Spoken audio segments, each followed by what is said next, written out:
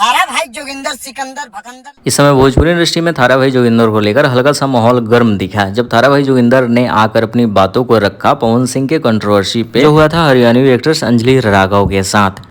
तो इस मैटर पे थारा भाई जोगिंदर तो आता है, अपनी बातों को रख देता है, फिर पवन सिंह के फैंस को झेलना होता है। यहाँ विशाल सिंह कल स्टोरी डालते हैं जिसमें लिखते हैं सुधर जा रे छुछुंदर, थारा भाई जोगिंदर हर जगह उंगली नहीं करते, नहीं तो किसी दिन आँख खोलेगा तो उत्तर प्रदेश में मिलेगा। तो ये तो विशाल सिंह का जवाब था। बाकी देखते हैं विशाल सिंह का वीडियो आता है या नहीं। लेकिन पवन सिंह के इवेंट में साथ में रहने वाले दीपक फौजी या फिर पवन सिंह को लेकर इन दिनों खूब ज़्यादा सपोर्ट कर रहे हैं। पिछले कुछ दिन पहले विवाद भी हुआ था, लेकिन इस समय क्या है कि दोनों के बीच में अच्छा खासा बॉन्ड देखने को मिला। पवन सिंह भी उस हिसाब से रिस्पेक्ट दिए और वो तो भैया प्रभु भगवान बोलता है, तो दीपक फौजी का बात ही अलग है।